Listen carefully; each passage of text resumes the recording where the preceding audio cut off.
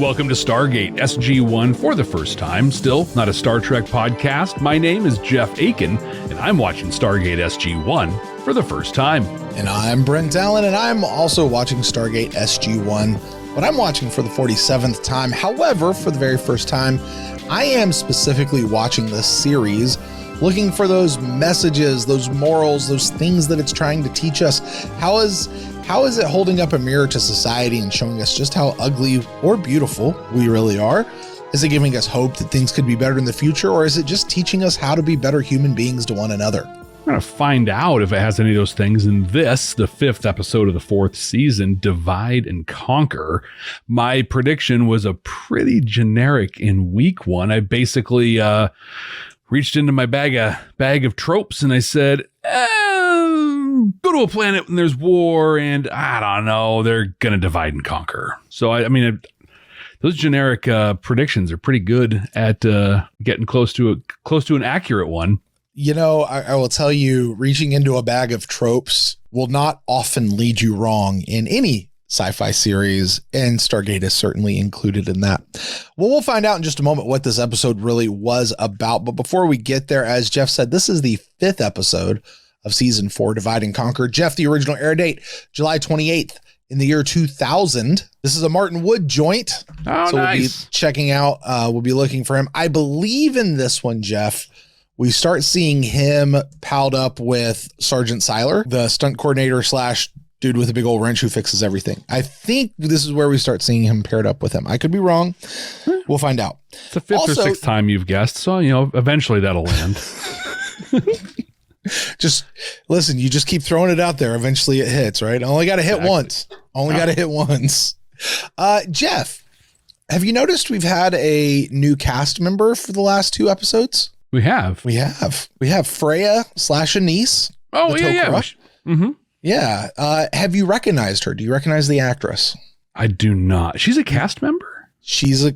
Mm-hmm. I thought she was like a guest star. Well... Yeah. We're going to talk about that right now.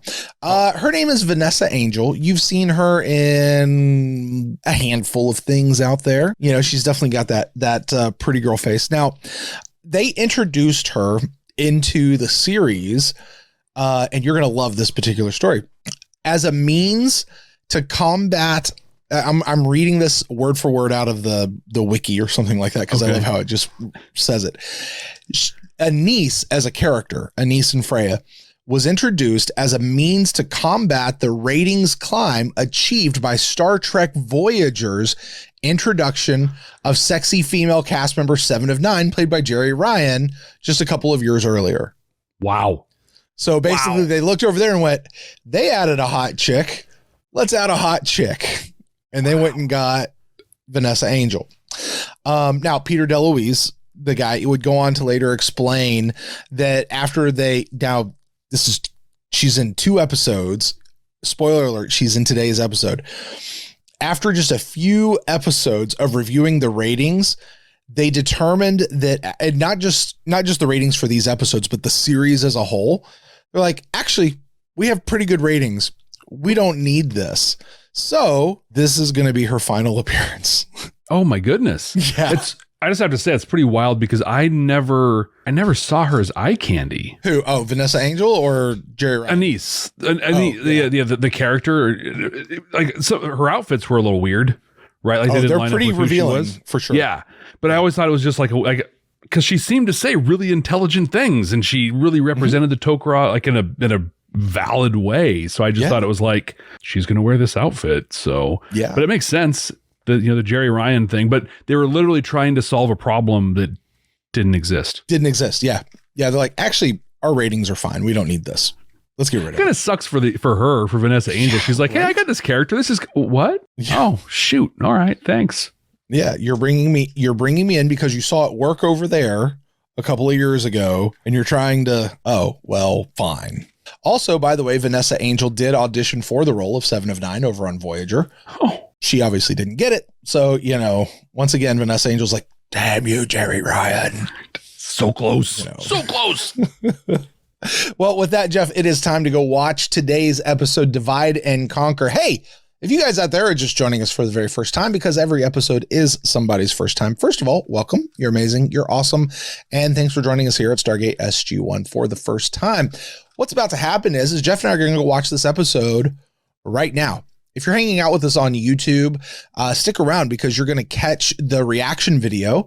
And if you want that full unedited reaction, head over to our Patreon page, patreon.com/BadNerds.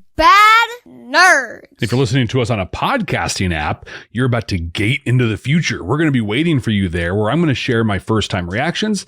Brent will share the sci-fi messages that he digs out of this one. So Brent, let's sit down and let's divide and conquer. Actually, I'd rather just do it with you.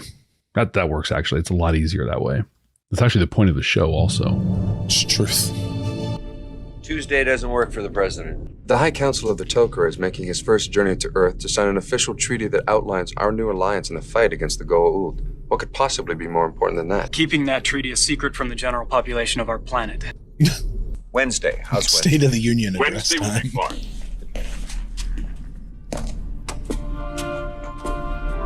Wednesday will be fine. You may go. Colonel O'Neill, Dr. Jackson, Major Graham, Captain Blasdale. May I present Supreme High Counselor Persis. Please, forgive me for being late. It's an honor to meet you. Look out! Oh!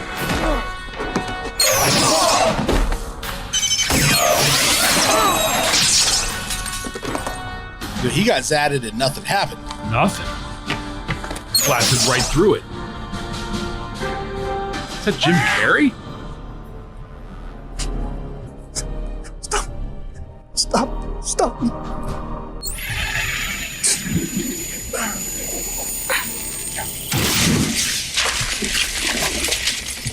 I like how I got all the rocks and everything, but no look. He's under the control of something else, clearly. Well, so do you recognize that little hand device? Do you remember way back when we watched Jolinar's no, not Jolinar, In the Line of Duty, when we first met Jolinar? Yeah. When she took over Sam. That was what the little assassin dude had. Okay. Yeah. The Ashran or something like that, or I forget what Oh they my called it. God, how do you remember that name? I don't know. I just remember things. Major Graham was a Zatark, A what? Zatark.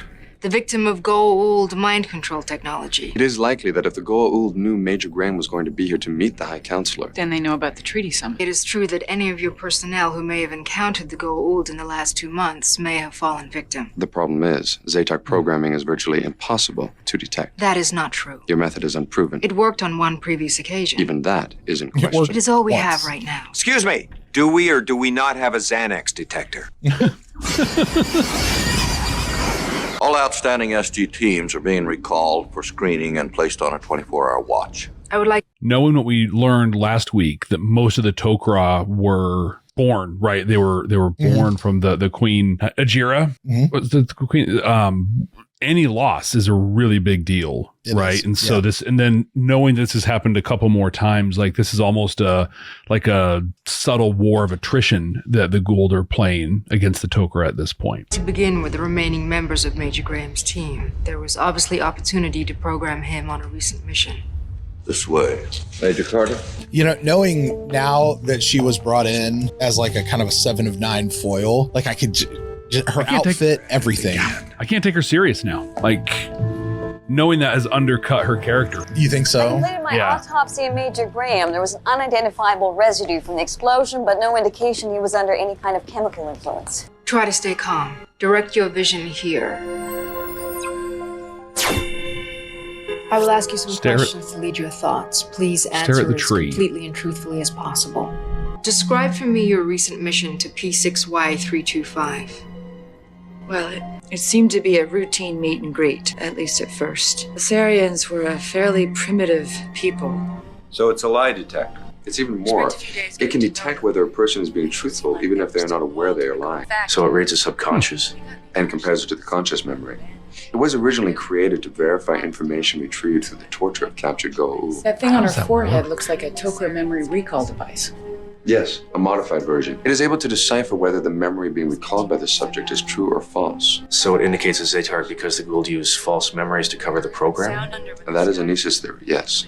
Can you identify the Zatark's mission? Unfortunately, no. It will only tell us if a person is a Zaytark, not what he's programmed to do. I like all of this exposition they're giving it to convince us that stuff works. Yeah.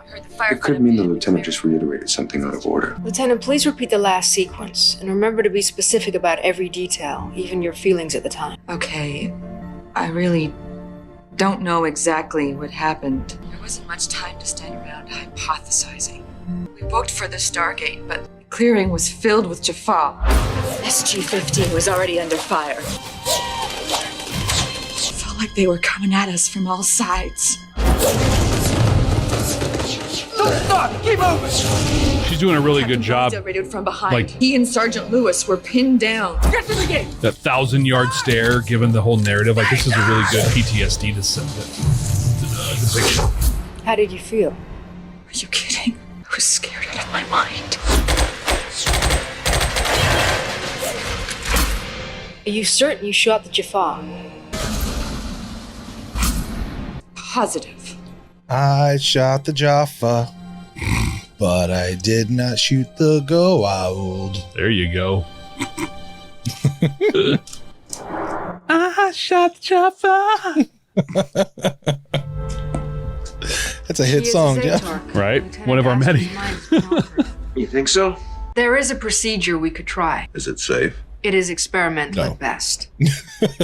General, So may I no. remind you what happened the last time we trusted this woman? You are referring to my symbiote Anise, Colonel, and I would not suggest this if I thought there was a better alternative. What's the worst case scenario? The procedure actually damages the portion of the brain that has been affected by the Zaytark technology. Lieutenant Addryc could lose more than just her false memory. How much more? It won't be clear until after the procedure. I hate the idea of sitting here deciding the fate of one of our officers, but what choice do we have? General, The security of this base Talk and to this the planet officer. cannot be compromised. Furthermore, when her programming is triggered, she will inevitably become self-destructive.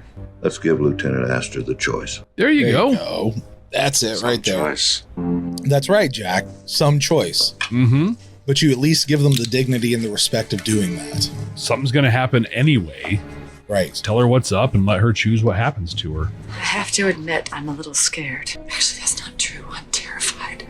I understand. Please try to stay calm. I swear We're pretty I terrified, shot too. that Jaffa. Major Graham returned with Captain Blasdale and Sergeant Lewis. You said you were surrounded. Jaffa were everywhere. 6 other SG team members died that night. Yet you and your team managed to get through the Stargate unharmed. I thought we were just that good. I am going to begin. Freya's not very nice. There's a lot of similarities to 7 of 9 as a character when you understand that now, you know? It hurts. Stop, please! Stop! Stop the procedure. Yeah. Tok'ra.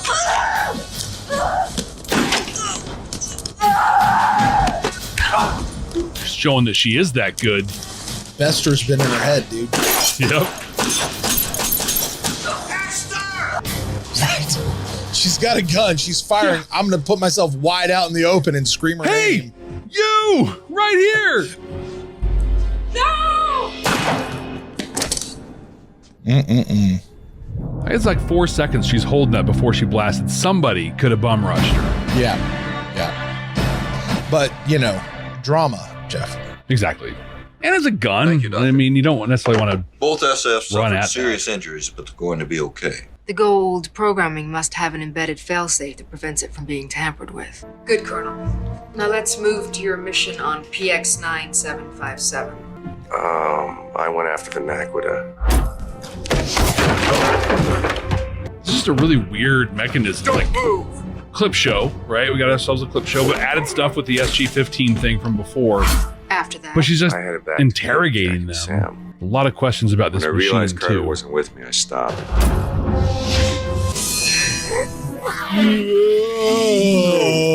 you couldn't get through the shield again.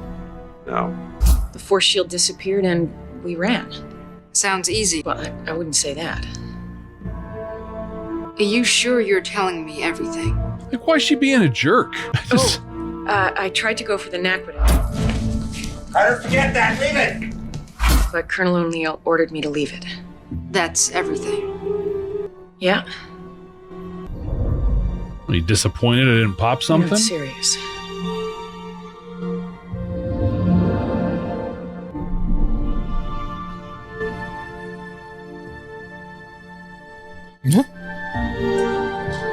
They're all going to pop positive because it's flawed. This whole thing is like, What? I don't know if she's on purpose or not, but like this whole thing is a sham. You think so? We still don't Oh, know yeah. anything about the targets involved. In the event that we do proceed, I am forwarding. She might think she's doing the right thing. Yes, sir. Both Colonel O'Neill and Major Carter. Martou's got it down. I'll This pass is that not along. proven. Thank you, Mr. President. They've certainly done a good job of setting up that conflict and planting that seed, haven't they? Give us a second, huh? Us retested. Apparently I'm one of those Zark things, too. I'm across the hall. That can't be. I know. David Warner's. Although we were both unconscious at the same time. Apparently. Sir, are you Got it, worried Jeff. it's at least possible? I'm Jack and you're Sam. You are probably not happy to see me. Well, if you're not here to tell me it's all a big mistake, I might be a little glum. I have come to apologize. It is sort of our fault you are a Zatark. Maybe a little more Anise than me. I knew that. She's going to be a Zatark. That's I how just they get her don't off the want show. The experiment with the armbands was the reason you went on the mission to destroy Apophis's new ship. This is her program. Hey, listen. Keep What a if you're secret by wrong being the secret and telling the And secret. Carter and I aren't really, Zatarks? Zatarks. I do not believe that is possible. There's something else? I had not thanked you for saving my life on Vorash, when you saved me for a second time during the situation with Lieutenant Astor. Exactly how is she going to No thank him there, offense, Jeff? but I'd have done it for anyone. Oh, hey, There you go. Hey, he's got a girl back on that one planet over there that we keep forgetting about. Yeah, that's what he says. He's like, whoa. No, consent's a two-way street, lady. What you doing? I Yeah. originally came from a planet where the people were not afraid to show their affection for someone. When we wanted to Loma Shem, Excuse me? I believe you call it Something else. Something else. Anise, my symbiote, is far more interested in Dr. Jackson on an intellectual level, but she would have to suffer. Look, there's so many reasons why this is wrong. 100%. Hold on.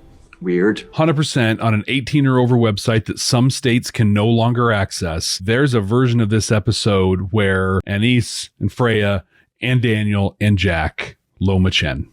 100%. I ain't looking it up, but I'm positive that thing's out there. Please make sure you say that when we get to the audio portion of this for the podcasting folks. That's hilarious.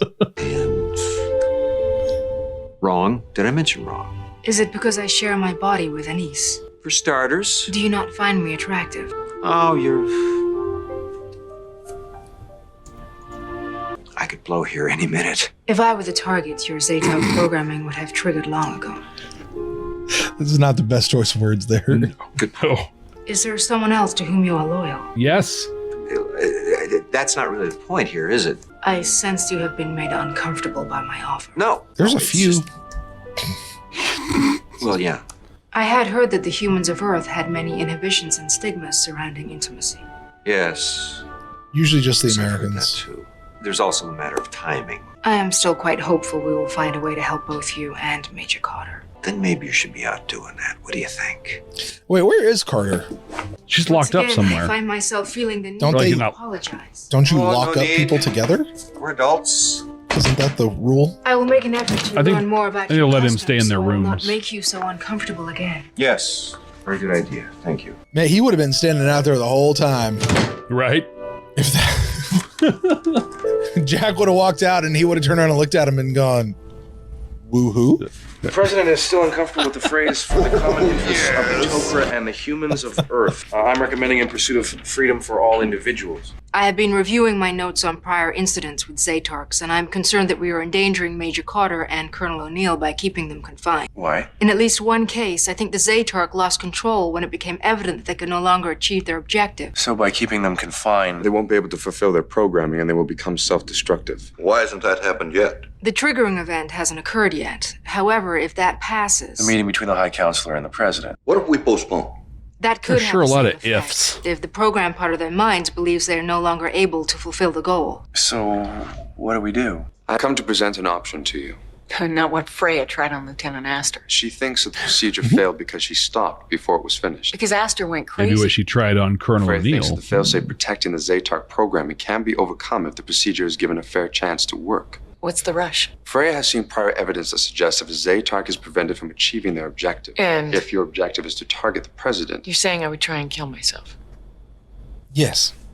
We got that in the last 2 scene. days, Thank right? you. I guess we wait and see. or you could go through with the procedure. Which could cause me to lose my mind anyway, just like Astor did. Yes. Or the procedure could work and I could still end up with serious brain damage. Yes. Yes, I know. Not only do I not want to risk losing what you still carry of Jolinar, but I've grown quite fond of you as well, Sam. Oh, well, gee. Oh. It's all based on assumptions, right? I mean, we Yes. don't know that the president Yes, is the it is. target. We don't even know if I'll lose my mind because the summit's going on and I'm stuck in here. And we don't know for sure that you will suffer any ill effects from the procedure. And we don't know that Astor was a thing, and that thing didn't just cause her to go all wild. Like, you don't know anything. You should just retitle this episode from Divide and Conquer to, yeah, we don't know crap. Right, we don't know. We're There's just a chance you could call it FAFO. Around and find out. Or not. We can be sure they won't threaten the president, but how do we keep them from harming themselves during the summit? We plan to sedate them and put them in restraints. Until when? Later. And for the rest of their lives. It's the only way we can be absolutely sure you won't try and hurt yourself. No choice. The president is due to arrive in less than an hour. Ooh, I've seen this one. This is where they wake up 50 or 100 years in the future. Whole new crew there. Uh-huh. Come to say your goodbyes? If there's anything that you require of you. Another option. There is still time to try the procedure. I came to draw an Apophis seal on your forehead when you fall asleep. You said if funny. you could have done a proper autopsy on Astor, you might have been able to solve this thing. It would have provided much more information. I'll do it. What? Hey, I've done the drugged out, strapped to the bed thing. And if what happened to Lieutenant Astor happens to you? Maybe it'll Take help me out. her. Her brain's worth a lot more than mine. The great thing with Jack, he almost always sees the bigger picture. Mm-hmm. And he's He willing to doesn't. put himself out there. Yep. Can't. He's on his way down now. Why is he doing this? He said he'd rather take the risk instead of being put to sleep indefinitely. But Astor... If it happens, he thinks Anise can use what she would learn to save you. Do you like my new hair? You haven't said Looks anything really- about my hair. Had the headband and the like his bangs choice. over it. Did you see? Sam, please, I have to do this. They literally have a red carpet rolled out on the ramp, and Daniel just had to show ID. Jack's going through with the procedure and they're sedating Sam now. While wearing a tie. Receiving Tokra Right. IDC. Open the iris.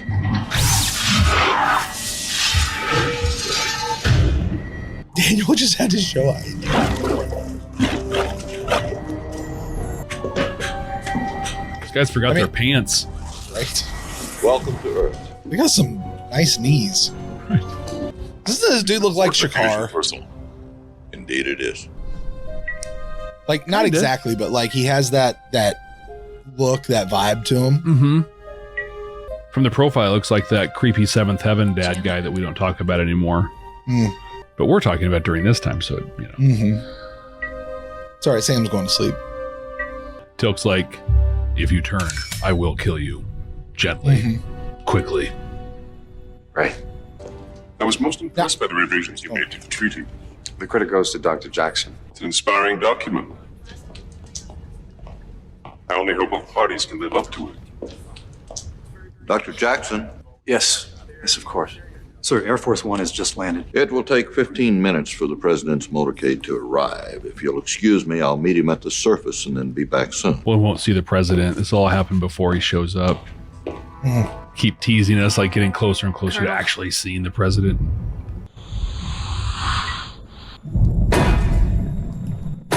Sir, there's no time.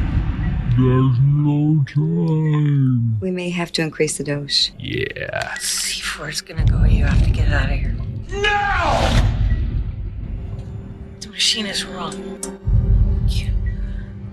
You don't understand. We lied. We didn't even know we were lying. Please. If you are ready, we will begin. Let her talk. Let her talk. Stop! Don't want to do the painful thing. Jeff, what were they lying about that they didn't even know they were lying about? Passing out at the same time. No? Carter? What's up? Could we have a moment alone, please? We're not Zaytarks. How do you know? The machine thinks that we have false memories, but we don't. We were lying. I wasn't lying.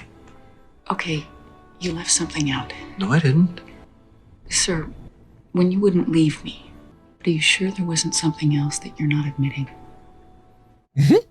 What are you talking about? This is not the way I wanted this to come up. Can admit, given our working relationship, our military ranks. Oh. That. Oh, that. Sir, we weren't telling the whole truth. And that's why the machine thinks the memories are false. Retest him. And let me watch. I gotta hear what he says. Mr. President, General, Oh, nice right. to see There you. he is. Good to see you, sir. There's the president. Major Yeah. Carter See the was back trapped of his head. behind the force shield. That's right. Sir, there's no time. There's time for this. There were sounds. You did everything you could. Yes. You couldn't save her, No. but you still could have saved yourself. I guess. Sir! I know! What happened next? Sir, just go! No!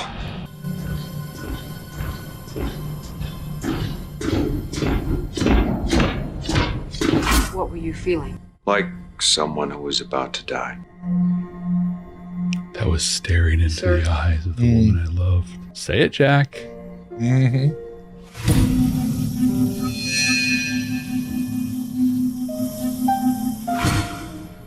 I didn't leave because I'd have rather died myself than lose Carter. Why? Because I care about her. A lot more than I'm supposed to. Please don't tell the general about this. Right? You are not a Zaytark. Now retest me. Do me. Do me. You are I hate the also guy. not a I Zaytark. don't know. Thank you. None of this has to leave this room. We're okay with that? Yes, sir. All right, so if they're not Zaytarks, then they're no threat to the president. Oh, I have some questions for him. Every SGC personnel has been tested. Even the High Counselor and his personal guard were tested on Vorash before they came. Hey, what about you? You ever been tested on that thing? I have not been in any situations where I would be vulnerable to the Goa'uld Zaytark technology. What about Martouf? Oh, no. Oh, Martouf's gonna kill her. No, I don't like this. I don't like this. I like Martouf.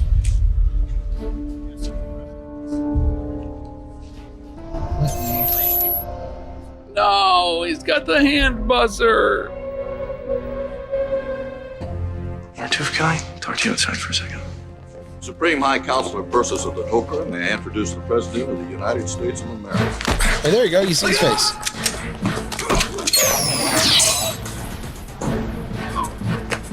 Oh, it doesn't even phase him. His knee buckled for a second. Dude, adrenaline's a hell of a drug, isn't it, man? Right? I got Till just walks in like a boss. Hold your fire! He's literally just like, I'll just move a little bit here. I got this. Stop him! Stop him! Come on, how? Just, it's gonna watch?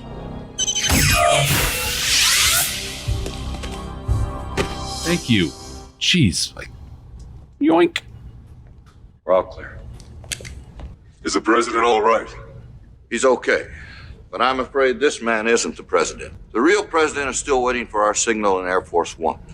There you go. Be absolutely sure. I see. You let me come through, but you got a whole thing for your president. Required by either of us. I promise you his death will ultimately prove to be a noble sacrifice. Oh, Marcy. Look, finally we get blood on the Right. Finally. Only took 18 bullets to the chest. Right. That's a touching end. Yeah. I honestly forgot that's how that one ended. It's really, yeah. All right, Jeff, you have just divided. You have just conquered. We've just finished this episode. Take us through it. You have just watched this one for the very first time. What are your reactions to it? The wrong Tok'ra died. I love now, March wait a minute. Are you saying that only because I told you this is Vanessa Angel's final episode? What you told me about Vanessa Angel and the character, I think skewed everything for me about this episode. Probably. Knowing it was her last one, I was expecting her to die. Mm-hmm. I expected her to be the bad guy, even if she wasn't intentionally. Like, as she's putting all this stuff together, my theory was that she was the Zaytark, and part of her programming was to set this thing up to basically blame all the key players of being Zaytarks. Mm-hmm. And then had this whole device. It didn't activate them, but just, fired them up and made them go wild so they'd either kill themselves or get killed. But no, she's dead on, apparently. Like, whole lot of ifs, a whole lot of like, I don't knows. Yeah. Like, so much of this episode was based on stuff that just doesn't add up for me. One time there's this thing that happened.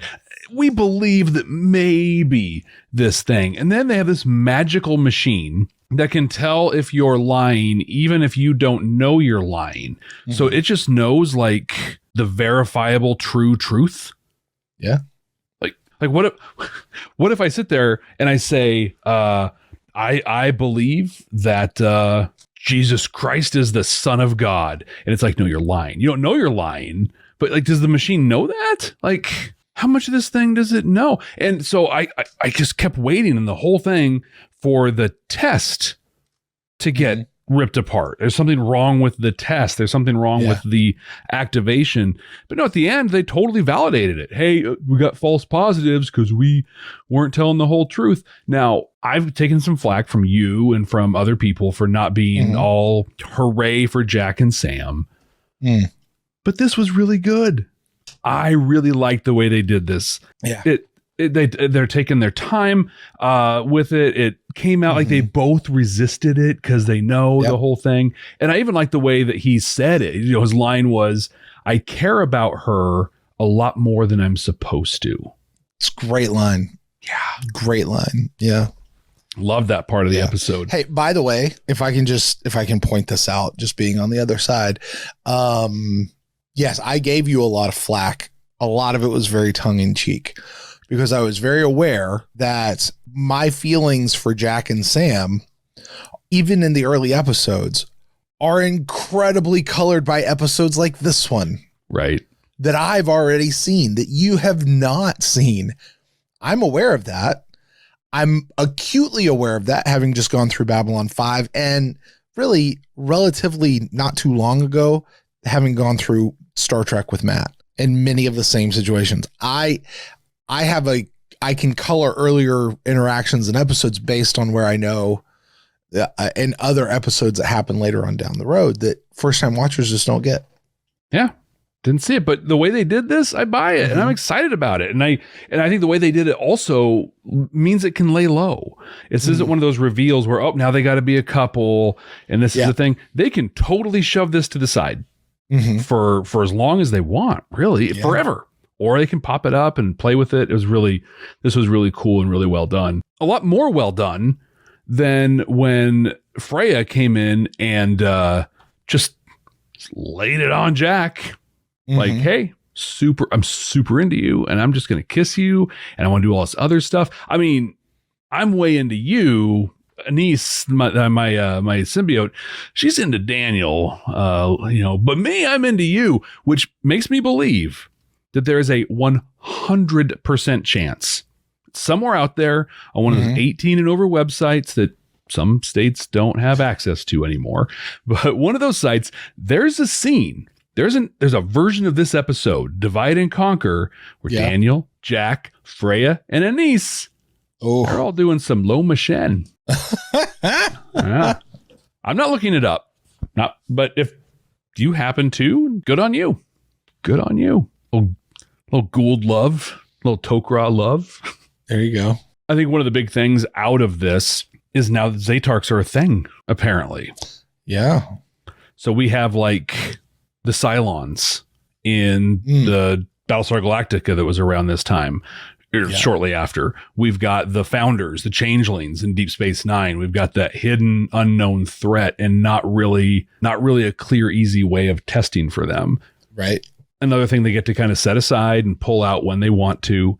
It'll probably be later in the season or some point. Oh my gosh, yeah, they did that Zaytark thing. Like, that's a thing. I am curious how they all get that little Ashran killer device thing. Like, they implant the thing in him, but how do they slip them the little device? They hide it somewhere on their person. Right. I got this watch from your dad. Right. Put it the only place I could. Two last thoughts. One writing, one real world. In the writing here, Jack's a freaking hero. Yeah. Like, for real. So this can activate in me. Same thing that happened to Aster can happen to me, and I can, start going attacking everybody and then killing myself. Yeah, that can totally happen. If I do that, will it help Sam? It could. All right, let's do it. Like, he just is, he's such a smart ass all the time. But the thing I love about him consistently is his ego never gets in the way. Rarely gets in the way, and never like in these big moments. He just sees that bigger picture and and understands that him sacrificing is probably the right thing to do, and he's not afraid to do it. On that, I had one other thought on the whole Freya going in and trying to Loma Shen with him. He couldn't name drop Lara. Like, she's like, is there anybody else? He's like, well, I get they couldn't because like they're steering towards the whole Jack and Sam thing, but I want my Lara back. Like, that was a good relationship. I want to highlight the actor who played Lieutenant Aster. Oh, yeah. I don't know her name, but in her scene, so a portion of this show was a clip show that was not a clip show. And then another portion was a clip show that was a clip show. But Lieutenant Aster was leading us through the part that wasn't, because it was a thing that happened in the past that we never got to see. SG-15 on the ground fighting a bunch of Jaffa. And she had this 1,000-yard stare going. Yeah. The way she was just factually narrating out what happened, it was such a great portrayal of PTSD. And it was understated. It wasn't mentioned. It wasn't a part of the story. It's just because that's life, right? For them, it's not a thing they necessarily have to shine a light on. It's just, hey, this is what we go through all the time. And she did such a great, subtle job where I think that if someone was just watching this through a lens of, hey, I'm just going to watch some TV, whatever, that would just look like a soldier who's talking about, something that went down. But, we watched this with a little more of an analytical lens, and it has really popped out to me. Like, that was an incredible, incredible portrayal of PTSD. We got a tracking board. We do have a tracking board. And I know that you want to add something on this one. I do. I very much do. Did we count it? I don't think we've counted this one yet. We haven't yet. We count it? I don't think so. Okay. I don't think so yet, because what we got was, so what we're talking about here is we're going to count Sam's boyfriends. Yeah. There's a lot of people who haven't been boyfriend, girlfriend who are just like, I really care about you more than I'm supposed to. Like, that doesn't necessarily mean boyfriend. Like, I think we can do the math and see that it will, but it doesn't yet. I don't think so. Yes. It's on TV. You think they'll go for it? They can't not do it. Like, well, I say that, and at the same time, there's like the Janeway Chakotay stuff out there where I am a fan of them not having gone there, and I know that's a bone of contention, but you don't always have to hook people up. You just don't have to do it. Looking at you, Seven and Rafi. For real. Looking at you, Detmer and Owushikon. Yeah. Like, why? Sorry. Very happy for the two of you. Or the four of you, no idea how or why that happened. Looking at you, Worf and Deanna. I know. Hey, for 2 episodes, we're just going to have this thing come. Looking at you, Chakotay and Seven. Yeah. I'm just naming all the Star Trek crap. Yeah. It just, because this is still not a Star Trek podcast. It's not at all. No. At all. But what it is, Brent, is a podcast where we watch Stargate SG1 through a specific lens, one in which you try to find those sci-fi messages that Star Trek often has, but so do other series. Did you find any of those sci-fi messages in Divide and Conquer? You know, this is one of those episodes that there's stuff along the surface that you can just walk along and glean. And sure, we could count that, but that's not the kind of messages that we're really talking about here. We always say, I guess part of the litmus test of messages is how intentional does a message seem, you know? And I think we have to put that as a caveat. Just how much does it seem? You and I don't really know. You know, there's a lot of times, Jeff, there was a lot of times where like, we're doing Babylon 5. We're like, yeah, there's this out there, but I just don't think that's what JMS meant. And then like every single comment is like, no, you're wrong. That's exactly what he meant. He said so right here. Yeah, here's a and quote. They pull the reference and quote. It's like, oh, well, okay, that's wrong. There you go. But in looking at this, most everything here was just driving plot, not necessarily, hey, let's hold up a mirror to society. Not necessarily, let's give us hope for a better future. Not even necessarily, let's show us how we can be better human beings to one another. This was an episode that ultimately came back to Jack and Sam admitting some sort of feeling for each other and recognizing the inappropriateness of it all at the same time. That being said, I do have one thing that I would like to point out, and it is simply this. And this is the one that Brent's gleaning from the entire thing. And I think it sums up the entire episode. Don't assume. Because, Jeff, you know what happens when you assume? Oh, gee, Brent, what does happen? You make an ass out of you and me. And that's exactly what happened here with Anise and Freya. She made a whole lot of assumptions, made a big ol' ass out of everybody. That being said, I get to rate this on a scale of 0 to 7 chevrons. How strong is the message? Well, that particular message actually, I think, is fairly replete all the way through, but I don't think that's necessarily what the writers of the show were going for. They were just trying to show, you know what? Knowing that, and I never knew this before this moment, Jeff, before doing this episode tonight, that she was brought in kind of as a counterpoint to 7 of 9. Yeah. I'm never going to be able to see her as anything but from now on, which is really a shame because she's almost exactly like 7 of 9. She bucks authority. She's super smart. She's seemingly devoid of emotion. She is full of herself, but I'll say she has a way more revealing costume than Jerry Ryan ever did. Oh my gosh. That was like, I mean, she was more. She was almost dressed. Like, right. I mean, I could almost see things underneath her costume. Like, yeah. It was, and I'm not, you know, red-blooded cishet male here. I'm not complaining. Just like acknowledging that it was there, not at even in the slightest bit necessary. No, not at all. Not at all. But hey, good for Vanessa Angel. Yeah. You got it, flaunt it, baby. You got it, flaunt it, and you got it. So, right. Anyway.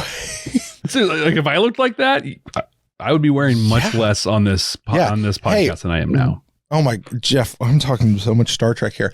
Why was William Shatner's shirt off in every episode of Star Trek? Yeah, he looked great. He looked great. That's right. Anyway, Jeff, I mean, what is there really to give? Is 0 too low of a number of chevrons to give this particular episode? Maybe 1? Maybe half. Maybe. Yeah. Like I'm going to go between 0 and 1. I'm not even going to land on a specific number. It's just there, you know? Yeah. Now I want to remind folks out there that these ratings are, one, incredibly subjective. They're also pulled out of the air right here in this moment because we don't pre-prescribe these or think about these ahead of time. We're doing it here live. Also, they really don't talk about the quality of the episode. They're just talking about the message itself. But Jeff, the task falls to you, my friend, to rank this episode where we talk about the quality of this episode. How good was this episode? How much would you like to watch this episode again. So that being said, you get to place this one on our 100% completely accurate and definitive ranking of season 4 of Stargate SG1. Our current top 4. This is going to round out the top 5. So from here on out, we'll have a top 5, Jeff. Current top 4, the first episode, number 1 episode of the whole season so far, the premiere episode of Small Victories. The second one is Upgrades, the one where we met Anise. Third one was Crossroads, our episode from last week. And the fourth one was the one with Odo. More Star Trek. Jeff, where do you slot in Divide and Conquer? I hate this episode with a deep-seated passion, only because Martouf died. Oh, yeah. Number 22. Yeah. I hate that they killed Martouf. Yeah. This episode did some really cool things, and it did it in really unique ways. Like, honestly, the way they killed Martouf, I hate it. It makes sense, though, and it just really took this whole, raised the stakes of the whole thing and made us care. So there's that. Well, I mean, they turned him into the Manchurian Candidate. Mm-hmm. Yeah. That's what this episode was. Yeah. Totally. Yeah. And it was well done. A lot in this episode was well done. What really hurt this episode for me was just the premise of maybe if this one time sorta kinda and then it just works, and the hand wavy way that they kind of took in there. It's just what it is. It's just don't worry about it too much. It got ridiculous. And then at the end, when she gets to not get tested just because she's like, yeah, they never had a chance, to implant me, so you don't need to test me. It's not me. Really? We're just going to buy that? All the more reason to test you. Exactly. I mean, I had her pegged as the bad guy the whole time. Mm-hmm. And it's, so I did not like this episode. I liked it. It did a lot of things really, really well, but the through line and the premise, the glue that held it together was not good or strong. I'm going to make this our number 5. Wow. All right. Number 5.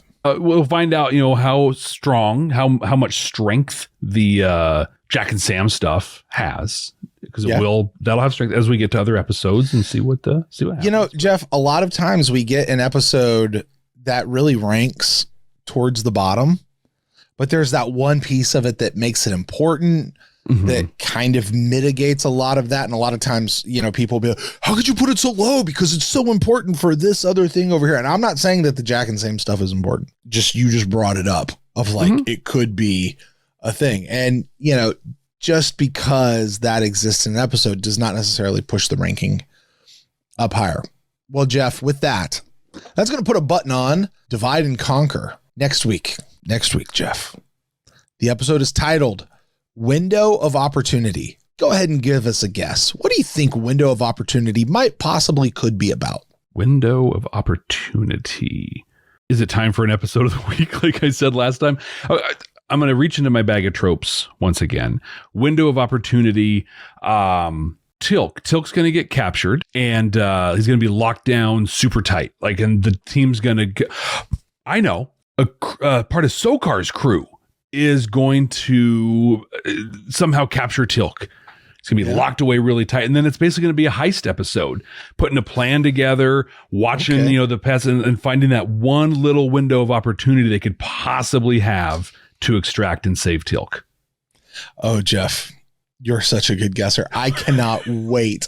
Cannot wait for you to watch this episode. It's very fair of you. It's very generous. But it is going to have to wait until next time. And we'll see exactly what happens right here next time on Stargate SG1 for the first time. Still not a Star Trek podcast. Hey, thank you guys so much for joining us. Please don't forget to subscribe wherever you're finding the show.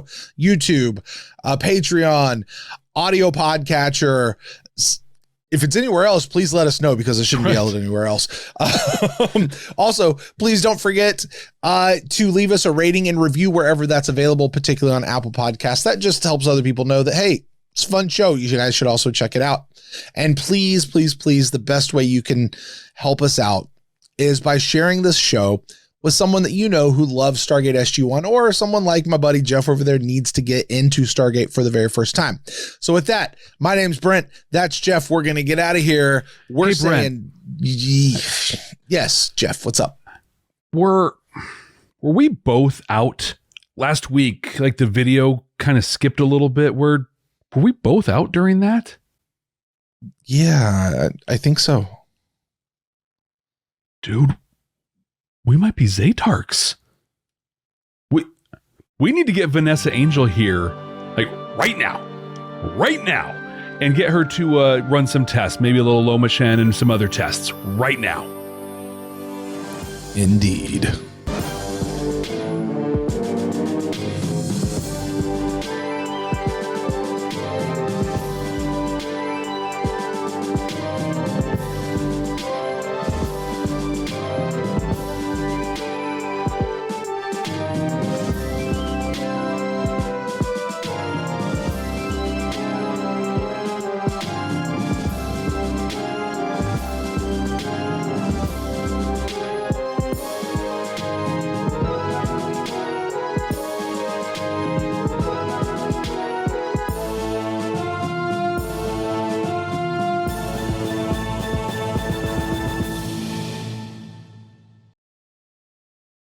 I feel like that was like the most sexist thing for me to say.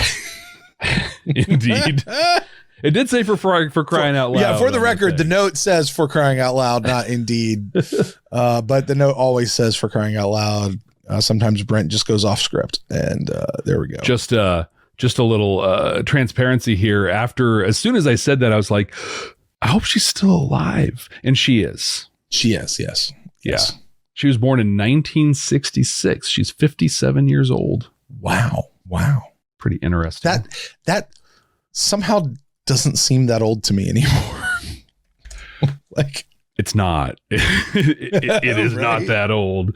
Who was I just talking to about this? We're like, so do you remember the show 30 something? I think it was like in the 80s. I don't think that was me.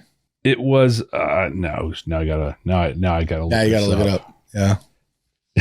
Actually, I'm like, was this a fever dream or is this really a thing? 30. Oh yeah, there it is. American drama television show. Mm-hmm. When did this thing air? Yep. 87 to 91. But I remember, so like I would have been, so it came out September 29th, 1987. So I would have been 11 years old when this started. And I remember for the longest time, probably till I was 30 years old, that was my benchmark for like, well, when you're 30 something, yeah, that's when like you're a grown up and it's real and you're old. Well, right. I'm almost a 50 something at this point. So, yeah, 57 is not that old. Vanessa Angel's 10 years older than me. That's it. Like that's relationshipable material. Yeah. Like we could now I'm looking it up. I think there's a thing here. Yeah. She is of that age, Jeff, that when I was coming up watching TV, she would have been the grown up playing a high schooler. Yes. Right. The Gabrielle Cartelis sort of thing. Yes. She would have been the 90210 girl. She would have been right there. And I very well could have had a big crush on her if I'd known her way back then. So, yeah. So she's been divorced since 2019. So what you're saying is she's available. There's a chance. I wouldn't be surprised if she's watching this right now. And if you Vanessa, give Jeff a call. Vanessa, drop a 65 down in the comments. There you go. There you go. do that. That would be amazing. Right. Jeff, speaking of 65, is it time? What's up, 65? You guys are amazing. 65, Flip 65. You had something else you were going to say. Go for it. Yeah, just real quick. Kirsten Robick, or Lauren K. Robick, was also goes by Kirsten Robick, played Lieutenant Astor. Oh, okay. And, shout out to you. Good job. Yeah, for Good real. job. It was excellent. Doesn't look like she's got a lot of recent stuff going on, and she's in that show Resident Alien for a couple of episodes. There you go. But it looks like a lot of one shots for her, but long career of it. So good for her. Well, listen, if you're making a living by it, go for it. Heck yeah. Go for it. Yeah. So, all right. Hey, Club 65, you guys are amazing. Please drop 65 down in the comments below. Let us know that you were here. Check the link. You get some Club 65 gear. And Jeff, let's get out of here, man. Let's do it.